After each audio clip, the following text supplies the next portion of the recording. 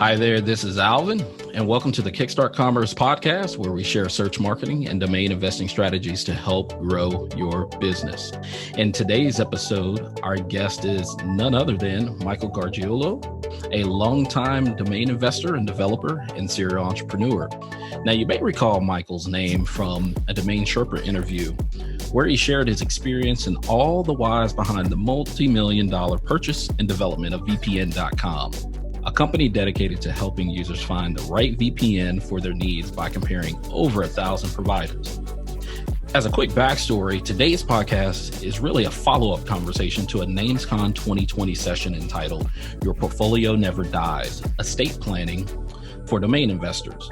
In this 1-hour panel discussion while at NamesCon, which is published and available for your viewing pleasure on the Kickstart Commerce YouTube channel, as well as kickstartcommerce.com, Michael and other panelists shared their thoughts and experiences on domain estate planning, which is a critical topic that's gaining in momentum as the industry and industry professionals mature in age. So with that, Michael, welcome, and thank you for making time to join us today. Alvin, thank you for having me. I've been looking forward to this for several weeks now. So looking forward to unpacking some great knowledge for listeners. Certainly. So to kick things off then, Michael, at a high level, let's briefly share with the listeners a bit about yourself, who you are, your professional, personal background. Yeah, absolutely. I think you nailed a lot of it. Longtime domainer, been in this space for almost 15 years now. Really, at a very early age, I kind of followed in my father's footsteps, who was very active in the Atlanta commercial real estate market. I kind of understood what it meant to have a good piece of property at a very nice location, and the value that intrinsically and extrinsically came along with that. There's so much that I kind of apply to this day with even VPN that kind of I pull from that experience. So we acquired VPN.com for just at $1 million in 2017. Like you said, we help millions of people find the right VPN for them, whether they're a business, whether they're a family. And very quickly, for those of you who don't know, a VPN is an app that encrypts your internet connection. So when you're at an airport, when you're at a conference, when you're at a hotel, or even at your home, everything that's going on with coronavirus now, there's a lot of people working at home, and companies must ensure that their connections are secure. And to do that, they use a VPN. So it's a great time to be in the privacy and security space. And we spent 4 years working to acquire that domain name. So I certainly get the struggle and journey of acquiring the absolute best property the internet has to offer. We still help a lot of entrepreneurs, brands, politicians even still acquire their domain names as well. In fact, we just helped a Super Bowler 2 weeks ago acquire their exact match personal name. So still love domains. I love the internet. I've built several successful companies with the help of the internet, and have done pretty well for I guess my career thus far. And yeah, very excited to just kind of share some knowledge, especially on a lot of the insights that we've learned doing, 6-7 figure deals, and the problems that come in, especially relating to, estate risk, death, divorce, even the registrar level risk, which I'm pretty excited to talk about today, Alvin. So I think we've got a great show lined up, and if you're new to domaining, we'll certainly make sure some of the insights are understood at your level too. But this is going to be a great show for you. Yeah. So then death, divorce, and partnerships. Obviously, folks don't think about divorce and partnerships, especially domain investing. But then in terms of death, it's probably one that goes through the mind of most people. But then again, we typically don't like to talk about morbid topics. And for most of it, domain is about a today type of thing. But, as we start thinking about as the industry matures and as you get into a 20-year, 30-year, 40-year window, now for some of us, it's like, hey, we won't be around.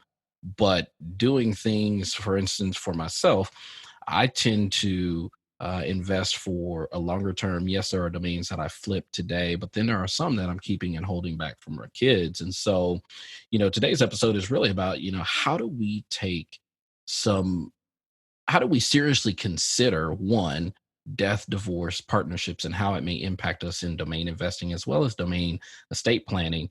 But then it's like, well, what are the simple to more advanced steps? And so that's why, I have Michael here on the show. And so, one of the first things that I think most could probably do is consolidate, to minimal domain registrars. And so, Michael, when you hear something about that, like what goes through your mind in terms of managing, a portfolio across multiple domain registrars versus a single one? Yeah, I mean, obviously, one registrar makes it much, much easier for you to manage. And I think some of the points that we're going to get at today is not necessarily about you managing your portfolio when, heaven forbid, when somebody dies, we all will die. But a listener does die, it's not about them managing it anymore. It's about whoever their estate has appointed, and whether or not that person is even aware of the mechanics of managing a portfolio. I mean, myself personally, I have just over 1,000 domains, and they vary all over the board. When I started VPN.com, I did consolidate an extreme amount of focus into that project, so I don't really have any projects going on outside of that. But the the aspect of managing all of those names across probably 4 or 5 different registrars is complicated, both from a just a renewals, an inventory, a resell standpoint. You yourself, Alvin, you've got your names, where they're at. You've got the long-term goal of mind of reselling these names for your family. And should something happen where at the very least you can't log in, um, are family members aware of how to log in? Are they aware of where to log in, or where to put credentials or payment information to keep them renewed? Much less, DNS, sales landing pages, offer interaction, successful deals. I mean, that's really what I would say people like us are in this space for. You mentioned, the Domain Sherpa interview. Drew Rosner is an incredible visionary. I would say he's definitely one of the best that I've just grown up, over the last 15 years, just seeing him succeed. James Booth as well. These guys do a lot of deals, and I think that what makes it easy for people doing these size deals, what makes it easy for people who have a large portfolio, is to understand, the industry intimately. And I would say experts like us, we get that. But our panel at NamesCon really unpacked what it means to really not have any experience and be dependent on to manage that. So I've seen it all over the board. I've seen death. We've got a client right now who went through a real tough situation, an unexpected death, and uh, didn't have a will. Names wound up going through years of probate, which in the U.S. can, it can take a long time. It can be much longer if you're in places where laws and the mechanics of the legal process aren't necessarily as favorable or capable of moving through in a speedy manner. I would not say 3 years is a speedy manner, but there's cases where it takes much longer. And then also, you've got divorce and company issues that relate around partnerships. I've seen, companies, one partner sells the name, the other partner claims the name was never for sale, and the original partner dies. All of this stuff happens, and then what ultimately happens to the domain name? And that's, it is hard for us to kind of really get our mind wrapped around, because we don't humans, just human nature is, we don't like to think about the end of our life. Most people just don't sit here and spend a ton of mental capacity planning out every nitty gritty detail, unless they see something on the horizon, unless there, is some sort of terminal illness or imminent divorce or something, bankruptcy of a business, something where it's kind of provoking the thought.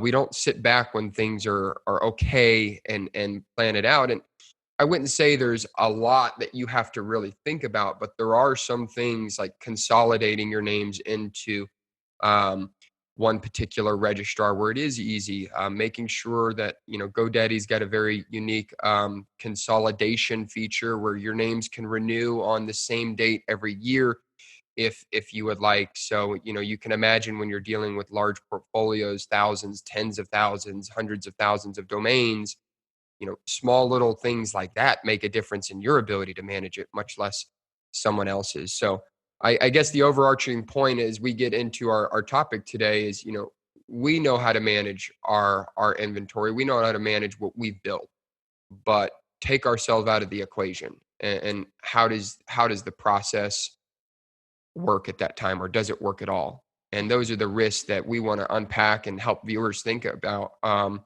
because it's not something we spend a lot of time on. Right, right, and it's certainly one of those things that when we think about the consolidation of minimal domain registrars, I mean, at least if you have all of your domains now, some typically start out using GoDaddy. Now you're likely going to have other accounts, but in terms of where most of your accounts, I guess you say, are managed from, it's best to at least have a minimum of one, but likely is the case, you're probably going to have maybe two or three, possibly.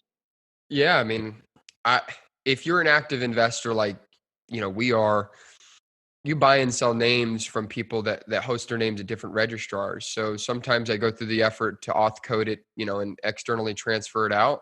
Sometimes I don't. If the goal is to flip it, there might be less of incentive to, consolidate it into the same registrar. But when you are planning about what is the easiest way to manage your portfolio, and you have a stable understanding of your goals and your assets, it's a lot easier to think about it that way. GoDaddy certainly makes it easier. They've got even a unique feature that, from an account management standpoint, will allow you to authorize other separate email addresses with different permissions into different names into your account. So, if any of our listeners are familiar with what is really known as team management, um, this is a great way to eliminate a lot of risk that comes along with either account sharing, or not knowing passwords, or not having a clean understanding of how to share passwords, even among family members. A lot of times, a husband might have an account but might not share the password with a wife, and they can't get in. They can't get into their own names, and at that point, it just, again, it's a big hairball of trying to figure out what do you do. So making sure that, whoever is kind of second in command can easily get in and out of the account is critical. And that's where things like password rotation, two-factor authentication can make things more secure, but also make things a bit more complicated if people aren't careful with how they set up the access, especially outside of themselves individually. So, and you bring up an interesting point, password rotation, which to a certain degree, for most people, it's kind of like, okay, let's say, for instance, I mean, I keep pretty much a digital copy as well as, so an online, offline copy of all passwords, accounts, and all that. Now, the one thing that can be a bit tricky at times, obviously, if you are rotating passwords and you're keeping manual copies of that stuff, it's like, well, you got to stay on top of it to update it. Now, in terms of your experience, what have you found to be the best in terms of password rotation? Yeah, I mean, I recommend you rotate your passwords, especially to highly sensitive accounts like your domain registrar, like your bank, like your primary email address. You should rotate them once every 6 to 12 months. More if that password is used for other accounts, which is bad practice to begin with. But the reality is, just most people that don't care about how their passwords are managed, that is the case. So it's very important that, one, you do rotate your passwords, and two, uh, you keep them stored and centralized in a very, very secure location. So There's new technology out really in the last couple of years that's made it a lot easier to securely store and share passwords. Password managers is a great tool for users who have hundreds of different accounts across their life, not necessarily just domains, but everything across their life. You want to make sure that you have secure passwords. For me, I recommend anywhere from 15 to 25 digits per password, storing that in a password manager like OnePass or LastPass. And then from there, you can issue, again, that team management access to certain passwords of your life. So I know I'm getting a little nerdy here in terms of how people manage the security aspect of getting logged in. But I think it's really important because, if the wife or the mother or the brother or whoever's surviving or whatever cannot get into the account, it doesn't matter what names you have. It does not matter. Then you have to you have to go down a pretty lengthy legal process just to prove the situation and your who you are to the situation. And then it's really up to the internal processes of the registrar to be like, okay, yeah, this person is who they say they are. So simple things like efficient password storage and management can make situations much easier to navigate when stuff hits the fan. And if you don't take those steps, when it does hit the fan, it's just that much more complicated, Alvin. And it's not, I've seen it. I've seen people literally can't. I mean, we've got deals where people's hundreds of thousands of dollars are at a complete standstill because they can't remember the spouse's password. So it's just like, if you can be a little forward thinking and potential risks that your life might run into, you can make it a lot easier. And it really starts with account access and your password management. That's about as bad as the what is it, cryptocurrency losing the key. Oh, and that's probably even a more painful experience because Certainly expensive. oh man, there's a lot of crypto owners who, and for those of us who don't know, your cryptocurrency is stored in a wallet. A wallet has a password, and if you lose that password, there is no hope to getting into that wallet ever again. And there are people who die or people who have a password on a laptop and a file. The laptop burns up, the hard drive blows out, and they can't get the password. So, I mean, there's plenty of stories you can just, Google where cryptocurrency owners have lost millions, tens of millions of dollars because they can't get into their own account. And that money will unfortunately just sit there like, someone's domain names would if they couldn't get in either forever. And that's kind of, now it's interesting. The correlation here that we're making is it's almost the same thing with two-factor authentication.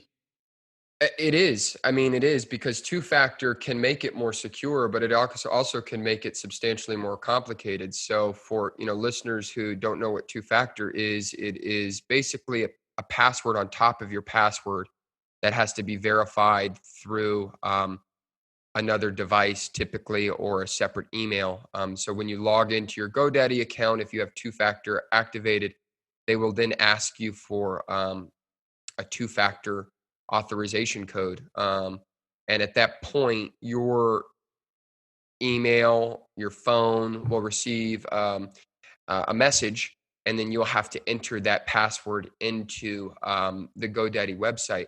And that will be what authenticates you through. But you can imagine a situation where if you don't have, I mean, hell, I have it now where maybe my phone's in the other room or my phone's, somewhere not near me and I can't type in the two-factor because I don't have my phone. Well, if your spouse or that device or that email is not accessible to receive that two-factor code, you're not going to get in. So if you do use two-factor, there's a couple things that I would recommend. Number one, make sure you use an authenticator app that allows you to back up your two-factor. LastPass Authenticator is a great one because you can back up all your authentication codes to the cloud. And then that way, should you ever need to replace your device, should someone ever need to get into, should you need to manage two-factor authentication to another person who needs to get into the account that isn't you, you can do that and not have to worry about, oh, well, if the computer blows up or this piece of paper that I wrote it down on goes away, or I forget the password or I'm not here. That second stage isn't a problem. So yeah, it's very similar. I mean, two-factor is a second password basically, and you can't if you can't remember the second one, the first one doesn't matter. So Yeah. it And there have been people that I've even read about, having car accidents and or devices burned up or destroyed, and it was it was tethered, if you will, to that two-factor authentication was tethered to a single device. exactly. Whereas, what I recommend for a lot of people is if you're going to do two-factor, at least have multiple devices that even loved ones have access to. Which makes it, I mean, it does kind of open the door for a bit more danger, if you will, because it's kind of like, well, shoot, I could leave my iPad at the airport and here it is. I'm trying to do two-factor and that thing is, notifications. I didn't turn notifications off and it's popping up on notifications and now they have access. That's where the kind of cloud backup can help. The other thing that I would recommend to people is using maybe a cloud number. So maybe a Google Right. number or Grasshopper number, where that number can be accessed on any device. You have separate number access to get into that messaging for that number. It's not just locked to your single Verizon or AT&T device that if that device itself, I've had it 3 years ago. I had it where I didn't have anything backed up off the device from a two-factor standpoint. And it was a complete nightmare. It was a complete nightmare trying to get, I mean, I must have had 13 different accounts that I had two-factor on. And Oh, shoot. it was a mess. So if you're going to use two-factor, just make sure you've got some redundancy built into the access. The same way you make sure you got some redundancy built in on your original password and account management. And going back to the original point of the whole topic today, you might know how to get in. You might know how to use the two-factor. That's wonderful. But unless you have some simple, clear instructions somewhere for someone to get in, should you not be here, that risk can rear its head. That risk can definitely rear its head, and it does to people, whether they plan for it or not. Certainly. And I've known a couple of domain investors. What's interesting is in terms of they've done, they've done like recordings of themselves using two-factor authentication to log into their account and basically recorded videos so that their loved ones can actually go back, look at these videos. And they've recorded more than just a two-factor authentication, Sure. but they pretty much kind of laid everything out per video guideline, so that they can actually, it's probably would be tough to hear that person walking you through this, but at the same time, it's done. You at least you have a plan. Yeah, and not to run this horse into the ground, but yeah, I have my entire basically access of my life wrote out in a 3-page document.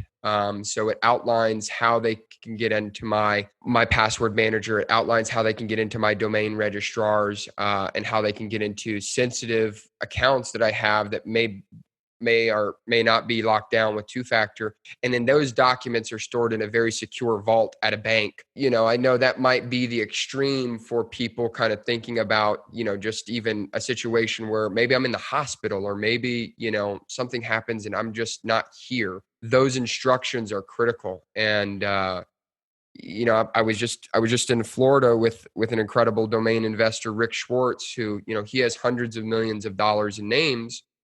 And Rick is, Rick's, I mean, he's the domain king is he's known across the industry, and he's been in the industry for several decades. And, Rick he's looking at his portfolio in a way I think a lot of people in the industry are, especially, those that are maybe a little bit older and they're planning out just pieces of their vision that maybe earlier on in life they didn't really look at the same way. And we were talking about this exactly. And it's, how do you really manage that aspect, even just planning for it, not necessarily and knowing that something is needed right now, but just the planning aspect. of it. So when you've got, hundreds of millions of dollars in names, you can imagine that plan is worth that much on its own, especially if you're not going to liquidate everything before the end of your life. And for a lot of us, a lot of domainers, I don't think we think about it like that. I think we think about our families and what our families could inevitably do with what's remaining with our portfolio after we move on. For everybody, it's a little bit different, but how they get into it, manage, and access it really isn't. Yeah, that is something to think about in terms of thinking about whether or not you're going to donate to a charity, a religious organization, or some cause that's close to your heart, of whether or not you're going to donate that given domain or gift that domain, whatever, however you see fit. But that is something that outside of family, it's like, one, getting domain investors to think about domain estate planning, and then even furthermore thinking about, well, if you do have, I'd even say, premium to ultra premium domains in your portfolio, who might those domains go to? And so that is something certainly to think about. Now, obviously, I know that there's going to be a listener out there that thinks, "Oh, I have a premium domain," and it's like, probably not. So it's one of those things of going, "Hey, it really truly needs to be a premium or ultra premium domain before you really start considering gifting and donating to Yeah. to certain organizations." Yeah, and the most people's names, I mean, most people's names aren't premium. I mean, Right. average name is average. So it definitely, goes, I guess, more specifically to the people who have just a lot of their net worth tied up in domains, for hobbyist investors who, enjoy it, but they don't have multiple six-figure names, one word premiums. Maybe you don't need to overkill the situation, but these pieces of how you manage your account, how you manage your estate are definitely important. And we were Derek Newman and Ari Goldberg were on the panel with us, two very, very reputable attorneys in our space. And one thing that they brought up, especially for your larger portfolio owners, and is getting, obviously, having a will, but also having a trust, where a fiduciary, someone that is bound by law to carry out the wishes exactly to the word that you provide them. So, if a substantial amount of your net worth is in domains, having that fiduciary there and aware of you and your situation and your inventory and your wishes is going to make that transition much easier. There are a couple things that we can get into on that aspect that make that process a little easier. But yeah, Alvin, I mean, having a simple hobbyist portfolio of names doesn't necessarily, I'm not saying, run out to your estate planner and spend 10 grand on making sure that, taken care of. This is Right. really for the people who, they've been in names for decades, or have, millions, tens of millions of dollars in names themselves, that should be going through that level of effort. But there's a couple things we can touch on that in a moment too. So one of the things, that we start talking about domains, and I think it's something that totally, will a couple of things, two things that I think it will impact the longevity or the legacy of someone's portfolio. One of them being, how long should domains be renewed, and then the other is associated around payment options. And so, when I start thinking about bank accounts, rather associating bank accounts rather than credit card numbers, there's so much to really consider when it comes down to renewing, how long you renew, and then how do you go about renewing in terms of payment options. And so, kind of, what are your insights or guidelines there?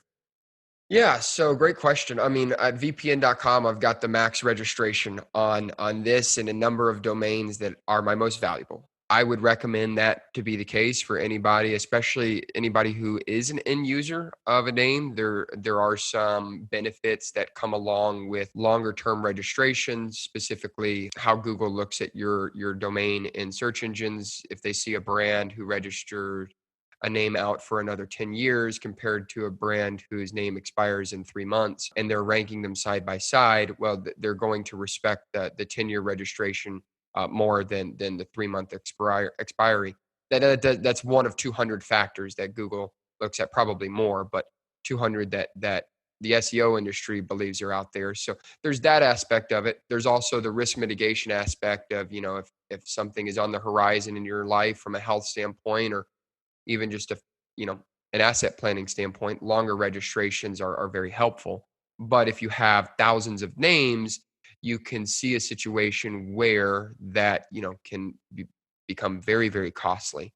So there's a couple of options there. GoDaddy has the premium account management and domain club that allows you to get discounted registrations if you have, a certain threshold of names in your portfolio. I definitely recommend talking to an account manager over there. For other registrars, they do provide discounts on longer term registrations. Not significant, but it's, again, if that's part of your strategy, there's ways you can save a little bit there. As far as payment options, I actually prefer PayPal. By having my PayPal account attached to any domain registrar, it does a couple of things. One, it eliminates the risk of an expired primary credit card expiring on your account, which I've lost tens of thousands of dollars in names myself while I'm still, here living, because my credit card expired, and, it went to a personal email. I, have thousands of emails in my personal email. I didn't get to it. Long story short, it rolls off my account. Whereas if I had my PayPal account associated with it, it would have billed my PayPal account, and then PayPal would have billed, one of 7 different payment sources. So if one of those 7 were expired or declined or maxed, or whatever reason that did not allow the transaction to go through, you've got an automated process of it rolling into, another attempt. And then in addition, you also get the PayPal level subscription protection. So GoDaddy puts your domains on a PayPal subscription, so every year it just renews. You're in control of that at the PayPal level. And then also you get the ability to just manage it independently of the registrar. So you're not having to have, as long as you say, the wife or someone this is the PayPal account where everything is associated with, always make sure there's a valid credit card in here. Should anything happen, PayPal will do what would otherwise be manual work from your spouse or executor, where they would have to go into the registrar, make sure they have the access, and then ensure that a valid credit card is on file, if they know, if they even know to check for that. So, with the PayPal aspect, if you can get your domain associated there on that first transaction, if it's a hand register or a renewal, you're in a bit less risky situation when it comes to kind of the estate planning side of things than if you just put your credit card or even pay with Bitcoin, which, that you don't even get the opportunity to auto renew with Bitcoin. So those are kind of just some of the risk people, I believe, should bear in mind when it comes to how they manage the payment form aspect of their portfolio. Now that's interesting, because I never would have, yes, use PayPal, but in terms of just how you explain it, I never would have thought, to actually think through that process in such a way to whereby you could, I think you said you could have up to 7 payment methods. Yeah, you can have, I don't know how many bank accounts you can have. I know you can have, I believe, 8 credit cards on your PayPal account. You have options, right? And when any bill comes through your PayPal, it's gonna attempt your order of primary cards, but you get to have more than one, and you can have more than one card in your GoDaddy account. It's not like that's the major benefit. It's just PayPal is going to give you, it's going to automate the attempts, and in a way where, maybe the wife or executor should know your PayPal information compared to, your registrar and payment information specifically loaded onto that particular registrar's account. So that's that is an interesting point, because I guess in terms of so how long does it take, or how long, or do you know, rather, experience wise, how long does it take? So let's just say, God forbid, I died, bank accounts are in my name. how long are those bank accounts actually going to be alive? Yeah, so there's a couple things there. Number one, if your bank account is a part of the estate in a trust, so let's just say for a moment you have a trust, that bank account will be probated through to whoever, however you have your wishes articulated in the trust. So if your bank account or credit card is associated with your registrar, or really any product or service out there, barring your spouse calling up and canceling those cards upon your death, which I believe is actually required by federal law. You have to notify, financial institutions within a period of time Right. that someone has passed with the Social Security number. But that is where the credit cards, you have a window on your expiration, so you have that. But again, if people don't know what card you have, when that card expires, which of the cards you do have that are associated with your account, they never know. So that's kind of really the bigger risk that you're running into. And then if they don't have access to the email, that your account is associated with, they would never know. So that's where just making sure the second in command has access to your registrar associated email and then your registrar associated PayPal. That if you have access to those two things, you can do pretty much everything you would need, even as far as resetting an account password. Should you not have two-factor authentication, or should have two-factor authentication that you can get through. So those two are really the biggest pieces there that listeners should be mindful of, because if you can get into that. And just a side note, on the VPN side of our business, where hackers are constantly going after businesses and consumers, those really are the two. Those are the most prized pieces of data that someone can get, is access to your personal email, the password that goes along with it, and then any information that's associated with that personal email they can ultimately be in control of, should they be able to hack it. So that's where having that extra person who knows, hey, this is the account, this is the payment form, I've got it ready to take care of should anything happen. And of course I'm changing my password, so that hackers are far away from what we've got to begin with. Right. And one thing to add to that too, which it should go without saying, but your password, so the password that you use to get into your email and the password that you use to get into your registrar should never be the same. Yeah, please, never. Like I laugh and go, hey, we shouldn't have to say that. But I trust me, there's a small percentage out there that have probably lost accounts or emails, because of that.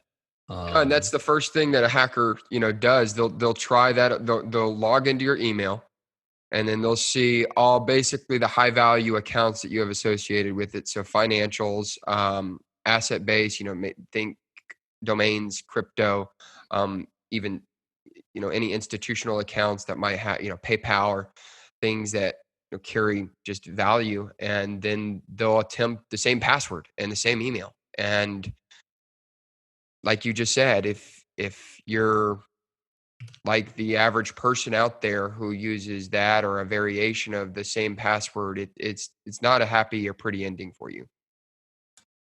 At all, which brings us to really the value in protecting email, account number, and phone number. And so, what do you recommend? At what's the best, I guess, guidelines in terms of protecting email, account number, phone numbers?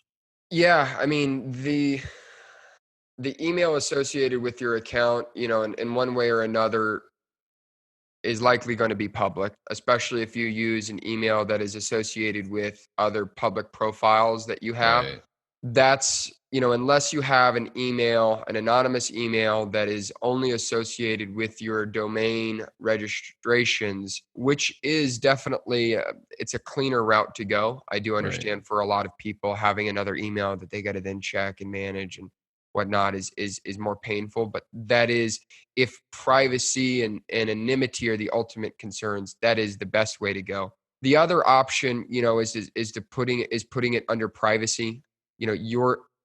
Your information is going to be out there for the world to see. If it's not under privacy, a lot of the Who Is updates that have come out in the last couple of years definitely make it harder. and distort what information appears where if there is not privacy.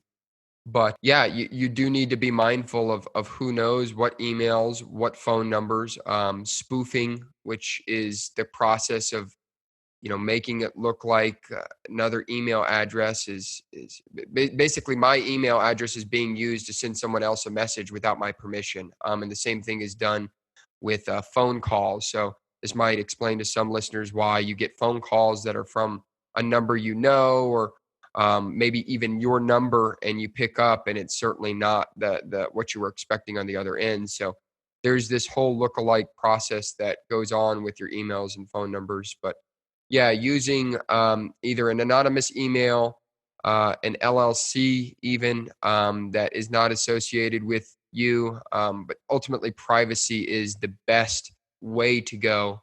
And obviously, different registrars charge different amounts for privacy. I believe Google gives away privacy for free. GoDaddy and all of your tier one registrars, charge varying amounts for it by domain. So yeah, that is the another aspect to think about there when it comes to just protecting your account. Now, in terms of protecting your account, or rather your legacy and domains and all the blood, sweat, and tears you've poured into, building this portfolio. Now, you mentioned about creating a will, and so one of the things that came up during the session was about owning names in your personal name versus an LLC, and then basically how, I guess the term was bequeathing, whether it was personal name or versus LLC into a trust. So kind of help us understand, I guess, the pros and cons of going the personal route with domains in your personal name versus domains that are held by an LLC. Yeah, so that's definitely an interesting part of the equation, especially when someone dies. So if your domains are in your name personally, by being in your name, I mean the who is information listed on that name underneath privacy, should you have it. Those names are listed in your name personally. You have to have a will for the process of your new your spouse, whoever you appoint to receive the names, to be to be now in charge of those names, to be the new owner of those names. If you don't have a will in the United States, at that point it will go through a process called probate, which is and can be a very lengthy process. So to make things easier on you and your family, having a will is definitely step one. Step two, in my opinion, what makes it easier for families and businesses to navigate death of someone is having a trust or putting into an LLC. And I'll talk about both, but let's just start with a trust. A trust is basically your wishes after you move on, and that trust can be managed at your direction however you leave the instructions with the administrator of the trust. And again, I would recommend you speak with your accountant, your lawyer, and or your bank, who can guide you on what options are out there that are most compatible with your kind of financial setup of life. An LLC is a little bit different because the LLC actually owns the names, and this is, of course, assuming the LLC is listed as the registrant of the name. If it's not listed as the registrant of the name, it doesn't necessarily apply because they don't own the name. But an LLC does a couple of things. One, it keeps the domains private or anonymous to the outside world, especially if the LLC is created in a state or country where the managing members are not disclosed. That might be more relevant for people who own large portfolios of names and just don't want a lot of inquiry or don't want association with the idea of the LLC. You have to just bear in mind that when you transfer a name, or when somebody dies, the remaining member of that LLC is now the owner of that name, pending the operating agreement of the LLC. So there's a couple, obviously nuances that go along with each of those avenues of ownership there, Alvin. But yeah, I would say the LLC is probably the easiest for businesses, probably the safest for businesses, And then, if privacy or anonymity is important, just having the privacy on top to begin with, because every time you want to change or transfer or do something with your name, the entire world can see those updates at the metadata level of the name there. So that may or may not be important depending on what name, the history, what type of transaction you're putting together, or really what life events you're navigating. Yeah, certainly. And so, in terms now, you hit a point there that I want to question about the LLC. So, when you're saying, obviously, there is it in most cases when you register a domain, the contact information is there. So, are you saying that that first name, last name must be like, let's just say, for instance, the first name said DN Strategies, last name said LLC, or should that actually be someone's name in terms of an LLC owning it? Because obviously you have company name or organization that you could then put DN Strategies LLC in, or ABC Company LLC.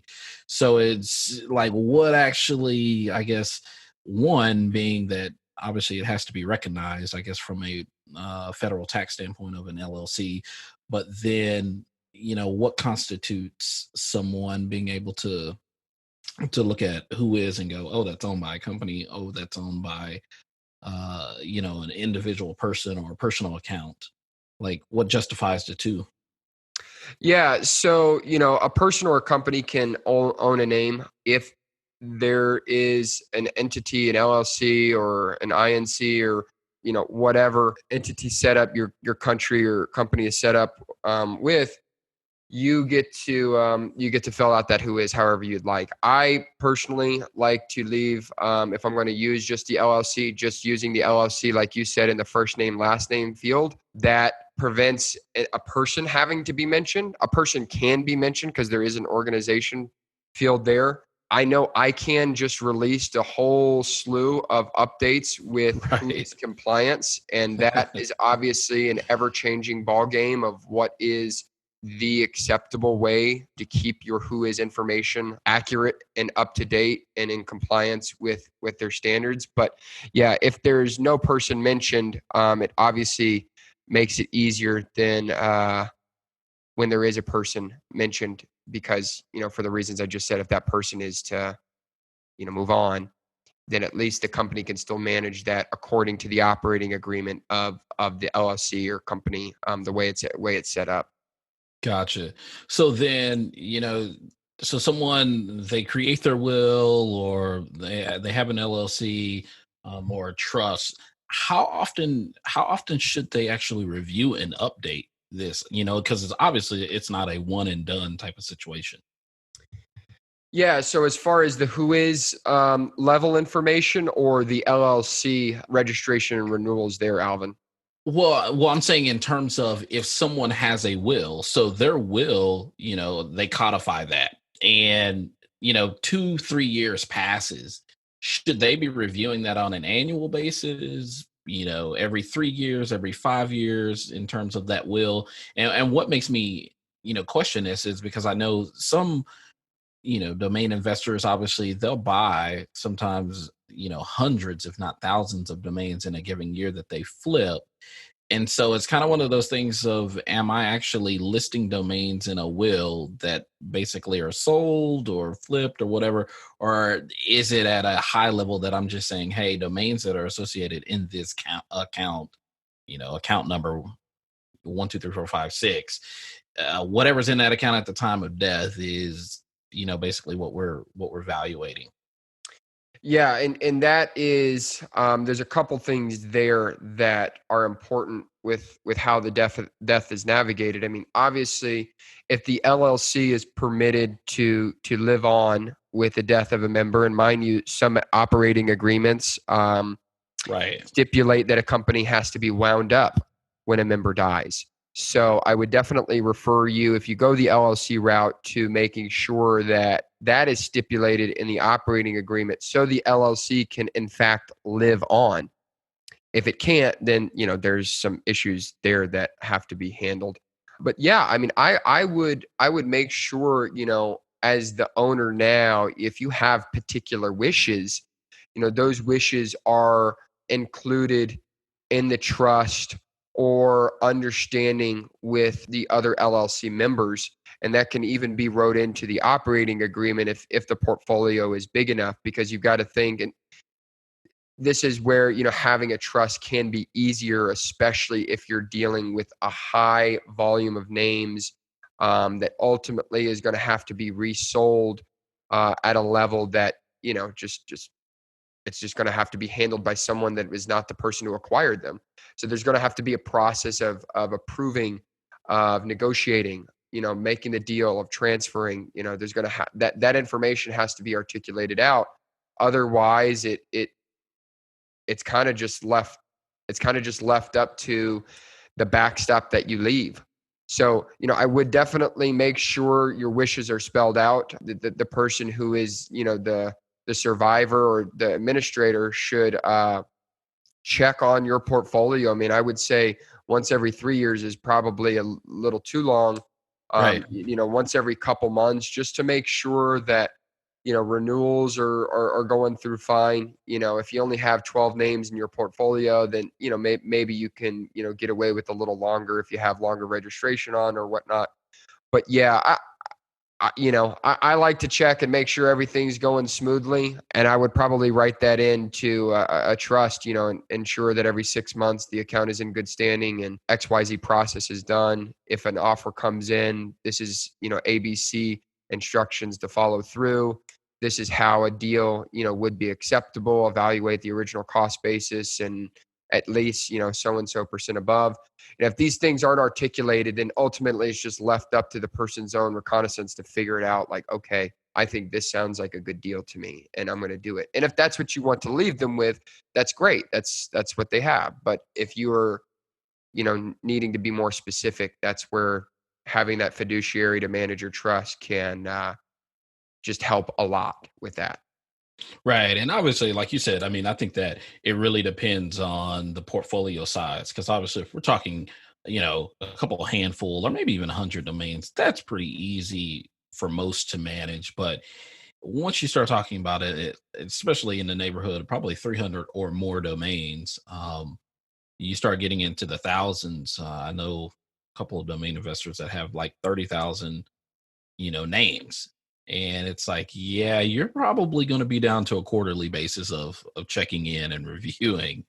You Yeah. know, Yeah, I mean, and the other aspect there is, the price of managing the trust. I mean, and don't want to get too nerdy on this aspect, but an average trust is going to take 0.5% to 1.5% of the trust value right, to manage it. And if the portfolio isn't producing its own, sustainable revenue to kind of keep it all going and to pay for those costs, you're kind of in this situation where you're managing basically garbage, so your domains have to have value for this entire process to be worthy of thinking through. But at the same time, this process is true for your house. This process is right, true for your, any other property in your life. And I think it's really exciting just to kind of share it about domains because, I mean, I studied risk management at one of the best programs in the country to study it at the University of Georgia, and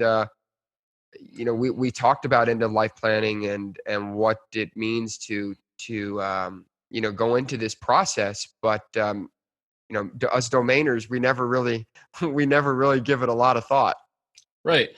Yeah, because I mean, for some people, I mean, it is literally that they're buying, they're buying and selling, flipping domains on a daily basis, if not weekly basis, if not monthly basis, and the just the thought, it's kind of, you're so busy buying, finding buyers, flipping, that you truly never think about the big picture from A to Z of, okay, well, yes, I got into this, but how do I get out of it, or how do I pass it on to the next generation? Yeah, and there's a whole kind of family planning aspect that goes into that. Some people are some people are single, some people are married, some people have kids, some people don't have kids and have grandkids. There's just a whole, you know I guess, thought process that should go into your wishes, your final wishes, and Yeah. what that looks like for you. And the what you've put in, the effort and energy and everything that's gone into getting the names, acquiring, negotiating, deal making, renewing. Somebody's got to be able to understand and manage that, and it can't be you for the rest of eternity. So, we kind of live in our bubble of 100 years, and that's really it. I mean, the Earth's been here for billions of years, and we're just talking about maybe a decade or two, or maybe 10. Much less a million or 1,000 years. So, Right. when you really zoom out and think about it like that, it does kind of alter, at least in my case, how you take on that long-term planning. No, that's just it. It's kind of, I look at it and I go, you're not getting out of debt. And for most of your life, you're certainly, not even most, but all of your life, you're not getting out of taxes. It's like those are two things that people, you just come to face as this is a part of life. And so, that does bring us to that point of like IRS taxes for domain names. And it's another thing that people, again, like I said, I don't know that most folks necessarily think about it. Even if they don't have, top shelf names, if you will. I look at it as you get so busy in the day-to-day hustle and bustle of buying and selling and making money and trying to pay for renewals that, you don't necessarily think about taxes. And so are there things that domain investors should consider in regards to, IRS taxes and estate planning? Yeah, absolutely. There's quite a few things, but I think first and foremost that has impacted me financially the most over the years has been the aspect of depreciation. Especially if you're going to be spending 5, 6, 7, 8 figures on a name. The IRS treats domain names as an intangible asset. So under Schedule 179, and Alvin, I'm sure we're going to get a couple of documents linked up where people can kind of read the IRS's official standpoint. But long story short, the IRS sees and treats domain names as an intangible asset, which allows you to amortize and depreciate the asset over a 15-year period. So what that means for our listeners might not be as dialed in with the accounting terms. You basically get to to to take back 6.7% of the cost basis. So what you paid for the name, 6.7% per year, you can deduct from your gains on your tax return. So Nice. if you have offsetting gains, this obviously helps.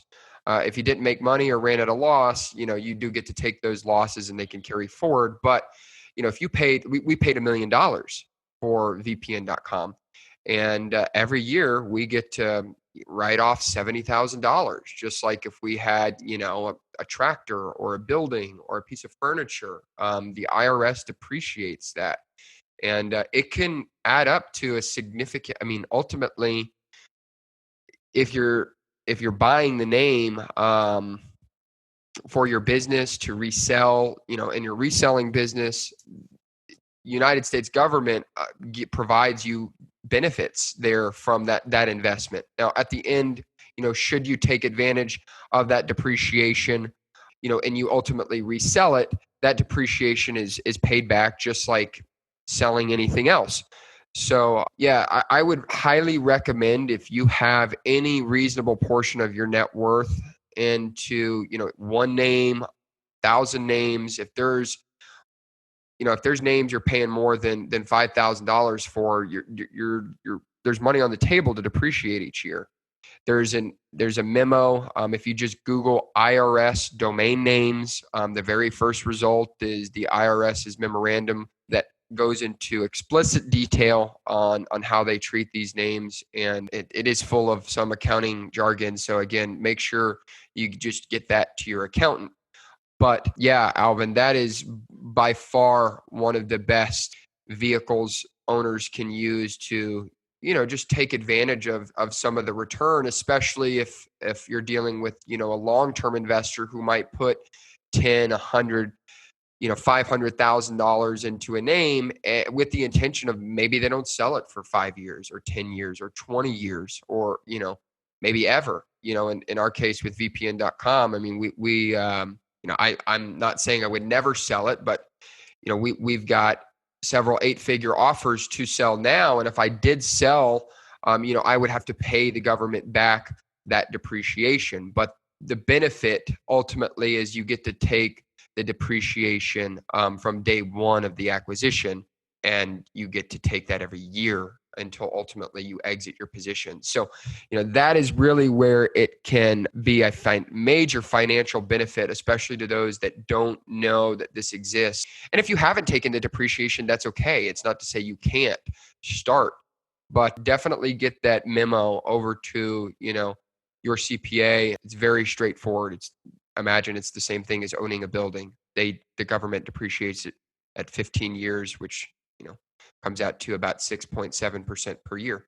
So that's in the US though, Alvin. I know we have listeners all around the world, but each country manages their own depreciation standards according to each country's treasury department. So that's, something if you're in, Portugal, Canada, Mexico, they're all going to have their own processes for it. But for our US based listeners, that's really something there that I find a lot of domainers just don't take advantage of.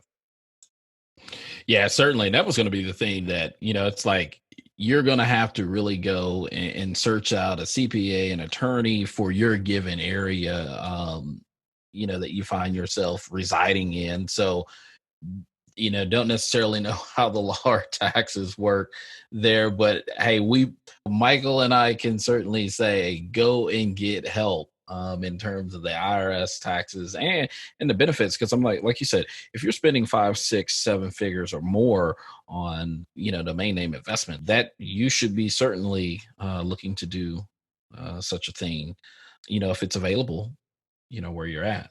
Yeah, I mean, there's no reason you should. I mean, you're just leaving money on the table Exactly. that would have otherwise you would have been able to, deduct from other gains that you have and profits that you have in other areas of your life. So, yeah, if this is something of interest, take that memo and get that to your team, and they'll coordinate with you on exact and best advice for your financial situation. But most people don't know that's even out there. And I'm trying to.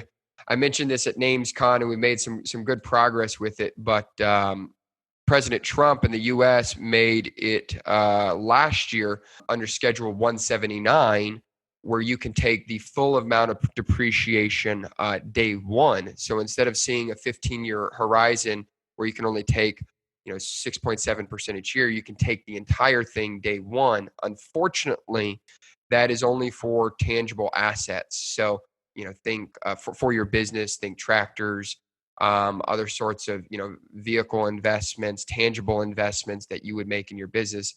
We did write President Trump and Secretary Mnuchin on just what can we do to get intangible assets, domain names included into that, because I think, Alvin, that would have a pretty serious impact on how U.S. investors looked at spending dollars on domains. If I can Totally. write the whole thing off day one, that would turn some major dollars over in this industry, especially with your high net worth individuals that they now are even more financially incentivized to take on some of these transactions.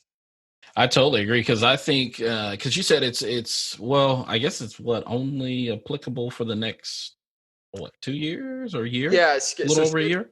Yeah, Schedule 179 is a little over a year remaining. So, if you have a business owners that, you're looking to invest in some, tangible assets, Google Schedule 179 IRS. It tells you exactly what assets, are and are not applicable under that schedule.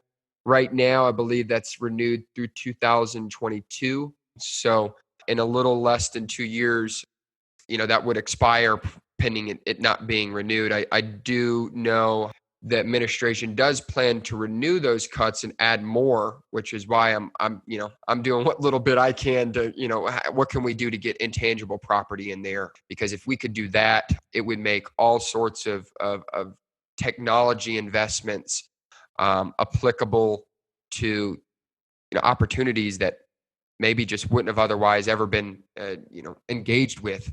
So there's a lot of benefit there. Take a look at 179 too, if you're a business owner who has maybe machinery or real estate, something that is a tangible asset. Domains, unfortunately, are not in there yet.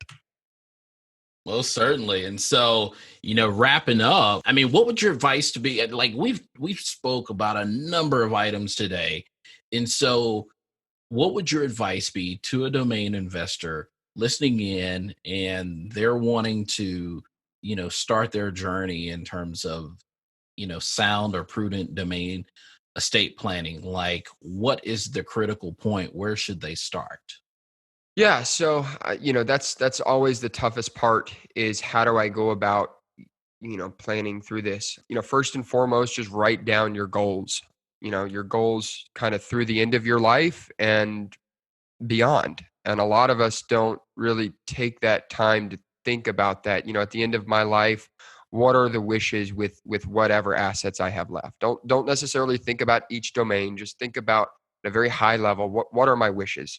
And then that can ultimately help guide you with what you want to do with your portfolio. And then once you have that understanding, and not even your portfolio, but all assets in your life, once you have that understanding, you'll want to speak with an estate planner. I typically recommend starting at your bank of current business. There is generally a department of wealth management that has estate planners in there.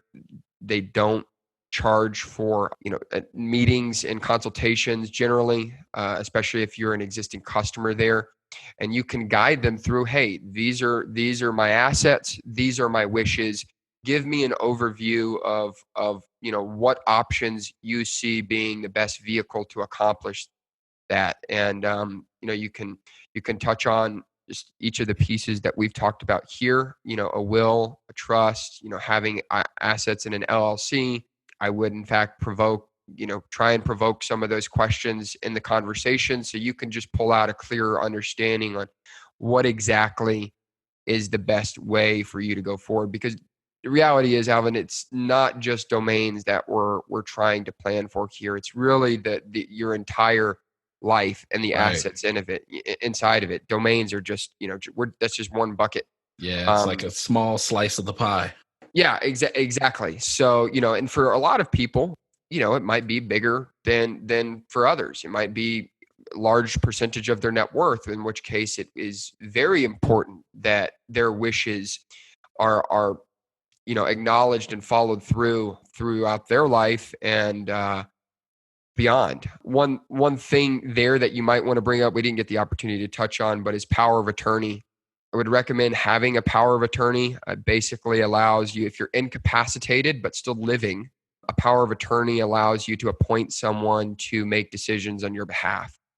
So you can imagine situations where, if you're incapacitated and you don't have a power of attorney and something has to be done, that creates a problem.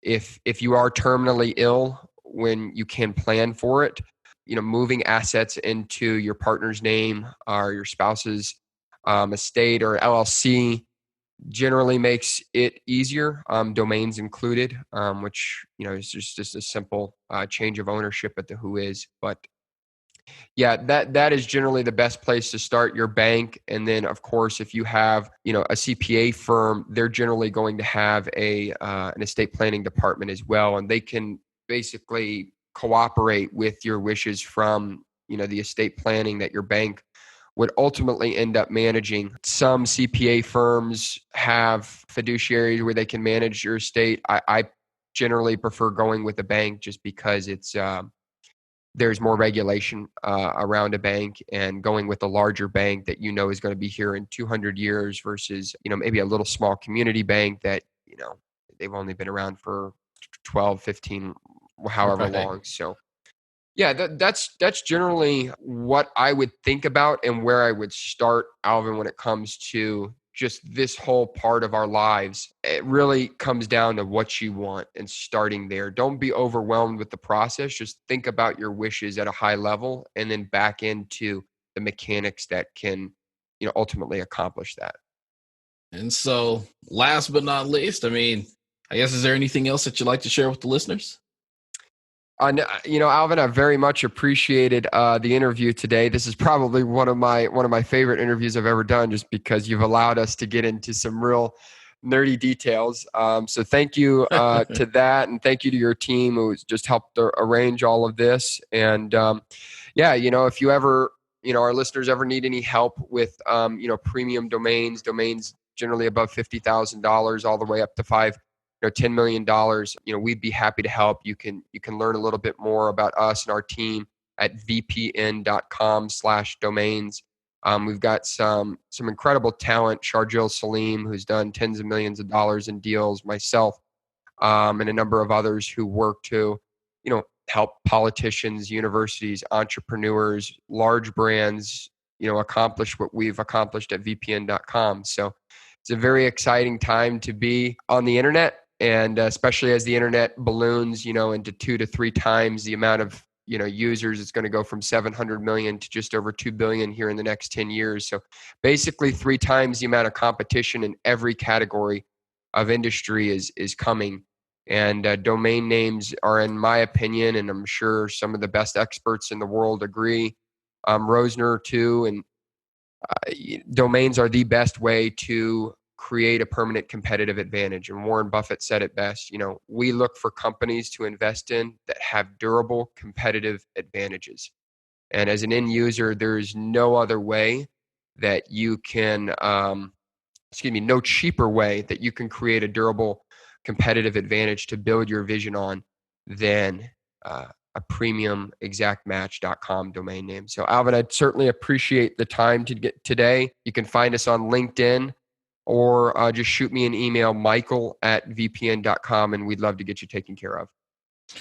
Awesome. Well, with that, we're out of time. And so thank you, listeners, for tuning in to Kickstart Commerce, where we share search marketing and domain name strategies to help grow your business. Please subscribe to this podcast via iTunes, Google Play, Stitcher, or Podbean. And last but not least, please visit kickstartcommerce.com to subscribe to the newsletter, sharing tips and tricks about the disciplines of digital strategy. Thanks, and that's all for now.